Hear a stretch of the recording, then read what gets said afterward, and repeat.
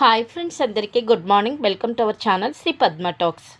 భానుమతి వాళ్ళ మావయ్యని కాళ్ళ దగ్గర నిలబడి, చాలా థ్యాంక్స్ మావయ్య, నా గౌరవాన్ని, నా మాటని గౌరవించి స్వాతక్కనిచ్చి చరణ్ బాబు గారికి పెళ్లి చేసినందుకు అని అంటూ ఉంటుంది. ఈలోపు శక్తి కోపంగా వచ్చి, ఏంటి ఏంటి భానుమతి, మీ మావయ్యని కాకపడుతున్నావు అనేసి అంటూ ఉంటుంది. ఏంటి శక్తి అత్తయ్య అంటది భానుమతి. ఇంకా ఆపు నీ నాటకాలు అనేసి అంటది. నువ్వు ఈ ఇంట్లో ఏంటో కొడుకుల్ని కూతుల్ని నమ్ముతారు, కానీ ఈ కొంపలో పరాయి వాళ్ళని, స్థాయి తక్కువ వాళ్ళని నమ్ముతారు అనేసి అంటూ ఉంటుంది. అప్పుడు వెంటనే, ఏంటి పిన్ని అలా మాట్లాడుతున్నావు, మాటి మాటికి నా భార్యను పట్టుకొని స్థాయి తక్కువ గతిమాలదాను అంటున్నావు, మాటల జాగ్రత్త, నువ్వు బృందావనం లాంటి ఈ ఇంటిని పట్టుకుని కొంప అన్నప్పుడే నీ మీద రెస్పెక్ట్ పోయింది అనేసి అంటాడు. అప్పుడు వెంటనే బలరాం అంటాడు, ఎందుకమ్మా శక్తి, అప్పుడు అంటదనమాట శక్తి, ఆహా నీ భార్యను అన్నప్పటికి నీకు కోపం వచ్చేసిందా అని అంటూ ఉంటుంది. అప్పుడు వెంటనే బలరాం, ఏంటమ్మా ఇంటి కోడలను పట్టుకొని స్థాయి తక్కువ, అలాగే గతిమాలది అని దిగజారుడు మాటలు మాట్లాడతావు ఎందుకమ్మా, నీ కొడుకుని చేసిన తప్పునికి మందలించకుండా నీ కొడుకుని వెనకేసుకొస్తాను, నీలాంటి తల్లులు ఎక్కడ ఉండరు అని అంటాడు బలరాం. ఏంటండి బలరాం గారు, నా కొడుకు ఏం తప్పు చేశాడు అనేసి అంటూ ఉంటాడు. ఏంటక్క, ఏంటి శక్తి అలా బలరాం గారు అని పిలుస్తున్నావేంటి అంటది బలరాం భార్య శారద.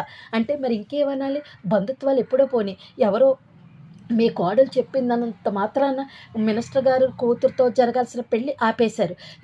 నీకు చేతుల మీదే కదా పెరిగాడు చరణ్ ఎలాంటి వాడో నీకు తెలీదా, అంటే మీ ఇంటి కోడలు చెప్పేస్తే, ఈ ఇంటి కోడలు చెప్పేస్తే నువ్వు నమ్మేస్తావా అనేసి అన్నప్పటికీ, అవును నిజమే కదా స్వాతి చెప్పింది కదా అని అడిగితే, అప్పుడు వెంటనే స్వాతిని తీసుకొచ్చి, చెప్పవే నిజాలు చెప్పు అంటది. ఇంకేం చేయలేక భయపడుతూ చెప్తుంది అనమాట. ఏంటంటే, నేను చరణ్ బాబుని 2 సంవత్సరాలుగా ప్రేమించాను, కానీ ఈ విషయం నేను చరణ్ బాబుకి చెప్పలేదు. నా వైపు అసలు కన్నెత్తి చూసేవాడు కాదు, నన్ను ముట్టుకోలేదు. కానీ మినిస్టర్ గారు అమ్మాయితో పెళ్ళవుతుందని బాధతో నేను ఉరి వేసుకుని చచ్చిపోదామని అనుకున్నాను, కానీ భానమ్మ నాకు రక్షించింది. నేను భానమ్మతో చెప్పాను, నేను ఇలా చరణ్ని ప్రేమిస్తున్నాను, కానీ ఈ విషయం చరణ్కి తెలియదని. అప్పుడు నన్ను తీసుకొచ్చింది, ఇక్కడికి పెళ్లి మండపానికి తీసుకొచ్చింది. అంటే మామూలుగా చెప్పి నన్ను పెళ్లి చేస్తుందేమో అనుకున్నాను, అంతే తప్ప కడుపు గర్భిణి అని అబద్ధం ఆడుతుందని నేను అనుకోలేదు అయ్యగారు అని అన్నప్పటికీ, ఏంటి స్వాతక్క ఏంటి మాట్లాడుతున్నావు నువ్వు అని అంటే, నువ్వు మాట్లాడకు భానుమతి, నిజాలు చెప్పని, నోరు నొక్కకు అంటది. చెప్పవే అని చెప్తుంది. మొత్తం పాపం అన్నీ కూడా రివర్స్లో చెప్తా ఉంటుంది అనమాట స్వాతి. అంటే భానుమతి మీదే, అంత భాను వల్లే ఈ పెళ్లి జరిగింది అన్నట్టు చెప్పుకొస్తుంది. ఇంక ఏమీ చేయలేక, ఇప్పుడు చెప్పండి బలరామ గారు, మీ కోడలు గురించో గొప్పలు చెప్పేశారు కదా, నీ కోడలు ఏదో ఆదర్శ వివాహం చేసింది అని ఏదో మురిసిపోయారు కదా, నాకు ఈ ఇంటికి మినిస్టర్ కూతురు అవ్వాల్సిన కోడల్ని ఈర్ష్యపడి కావాలని చెడగొట్టి పనమ్మాయిని ఇచ్చి పెళ్లి చేసింది అన్నప్పటికీ ఇంకేమీ చేయలేక అనుకుని అక్కడి నుండి వెళ్ళిపోతాడు బలరాం.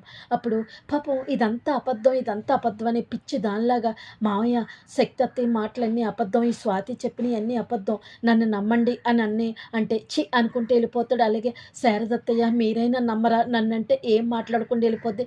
మళ్ళీ పాదు జీపబ్బాయి, నేను నిజమే చెప్పాను, స్వాతి అబద్ధం చెప్తుందని మళ్ళీ పాపం అలాగ అందరి దగ్గర పరుగులెడుతూ ఉంటుంది భానుమతి పిచ్చిదానిలాగా. ఇంక అందరూ అక్కడికి వెళ్ళిపోతారు, ఏడుస్తూ ఉంటుంది. శక్తి కోపంగా చూసి అక్కడి నుండి వెళ్ళిపోతాడు. చరణ్ వెర్రినవ్వు నవ్వుతూ ఉంటాడు. కట్ చేసి పెరట్లో అరుగు మీద కూర్చొని స్వాతి బాధపడుతూ ఉంటుంది. భానమ్మ నన్ను క్షమించమ్మా, నువ్వు నన్ను ఒక తోబుట్టువులాగా దగ్గరుండి నా ప్రాణాన్ని రక్షించావు, నాకు జీవితాన్ని ఇచ్చావు, ఈ ఇంటి కోడలయ్యే అవకాశం ఇచ్చావమ్మా, కానీ నీ మీద కొన్ని పరిస్థితుల కారణంగా నీ గురించి అబద్ధం చెప్పాల్సి వచ్చిందమ్మా అనేసి అనుకుని జరిగిందంతా గుర్తు చేసుకుంటూ ఉంటుంది అనమాట. అంటే స్వాతి పెళ్లి చేసుకుని వస్తుంది. శక్తి అంటది అనమాట, ఏంటి పెళ్ళైనంత మాత్రాన్ని ఇంటి కోడలు అయిపోయావని అనుకుంటున్నావా, నేను నిన్ను కోడలుగా అంగీకరించాలన్నా, చరణ్ నిన్ను భార్యగా అంగీకరించాలన్నా నేను చెప్పినట్టు బలరాము గారికి చెప్తేనే నువ్వు ఇంటి కోడలుగా ఉంటావు, లేదు అంటే నిన్ను ఈ ప్రపంచంలో లేకుండానే చేసేస్తాను అని చెప్పి వార్నింగ్ ఇస్తుంది. ఏం చెప్పాలమ్మా అంటే,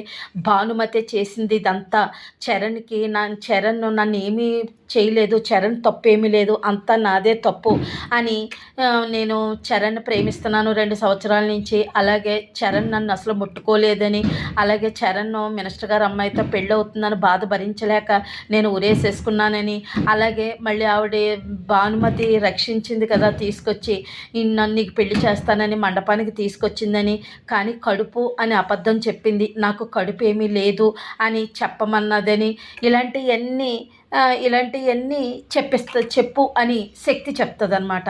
ఆ విషయాల్ని అలా చెప్పింది. అందుకే నేను నా కాపురాన్ని నిలబెట్టుకోవడానికే నేను అలా చేశాను భానుమ్మ, నన్ను క్షమించు అని అవన్నీ గుర్తు చేసుకొని అనుకుంటూ ఉంటుంది స్వాతి.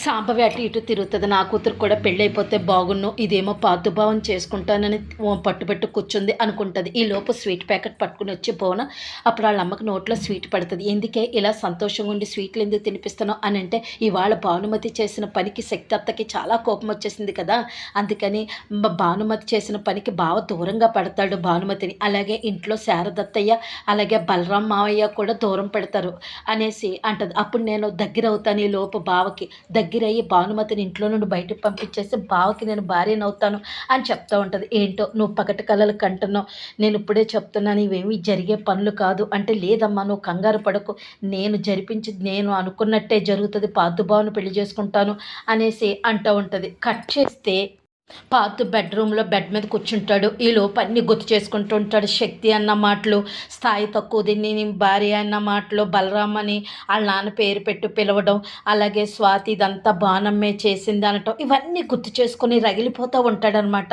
పార్థు. ఈలోపు అక్కడికి జీపబ్బాయి అనుకుంటూ వచ్చి కింద కూర్చుని కాళ్ళు దగ్గర కూర్చొని నన్ను క్షమించండి జీపబ్బాయి అని అంటూ ఉంటుంది భానుమతి. అంతే ఫ్రెండ్స్, రేపు ప్రోమోలో ఏం చూపించారు అంటే, మినిస్టర్ గారు బలరాం దగ్గరికి వస్తారు. మీరు నాకు 5 ఎకరాల పొలం రాసి ఇచ్చారు కదా ఊరి చివరిలోది, అది మళ్ళీ మీ మరదలు చరణ్కి లాంఛనం కింద తిరిగి రాయించేసుకుని మా బావగారికి చెప్పొద్దు అని చెప్పింది మీ మరదలు అని మినిస్టర్ గారు బలరాంకి చెప్తారు. అదేంటమ్మా నువ్వు చేసిన తప్పు, వాళ్ళకి మనం రాసిచ్చాం 5 ఎకరాల పొలం, ఆ పేపర్స్ నీ దగ్గర ఉండకూడదు, వాళ్ళకి ఇచ్చే అంటాడు బలరాం.